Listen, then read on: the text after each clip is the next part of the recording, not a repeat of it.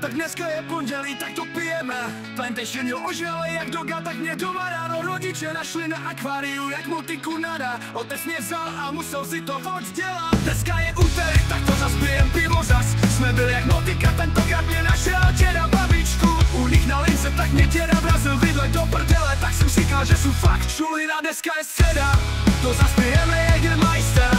Tak zas jak motika, tak jsem se probral u strika motiky. Tak jsem si to musel odkopat u strika na poli a kurva zas dneska je čtvrtek, to jsem zas pil tequila, Sierra, Silver, z toho zas já motoka to. Už jsem se zbudil doma postele.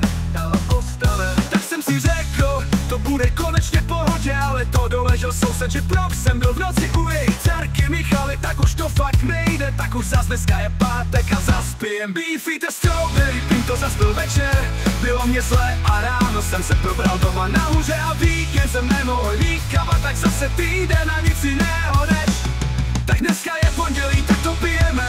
Plantation jo ožele jak doga, tak mě doma ráno rodiče našli na akváriu jak motiku nana. Otec mě vzal a musel si to oddělat. Dneska je úterý, tak to zas pijem pivo zas. Jsme byli jak motika, tentokrát mě našel děda babičku. U nich na lince, tak mě děda vrazil vidle do prdele. Tak jsem říkal, že jsou fakt čulina, dneska je středa. To zas pijeme Jägermeister. Tak zas jak motika, tak jsem se probral u strika motiky. Tak jsem si to musel odkopat u strika na poli a kurva zas dneska je čtvrtek, to jsem zas pil tequila, Sierra, Silver, z toho zas já motoka to. Už jsem se zbudil doma postele. Tak jsem si řekl, to bude konečně v pohodě, ale to doležel soused, že prok jsem byl v noci u jejich dcerky Michaly. Tak už to fakt nejde, tak už zas dneska je pátek a zas pijem Beefeater Strawberry. Pím to zas byl večer, bylo mě zle a ráno jsem se probral doma nahoře a víkend jsem nemohl nikam a tak zase týden a nic jiného než. Tak dneska je pondělí, tak to pijeme.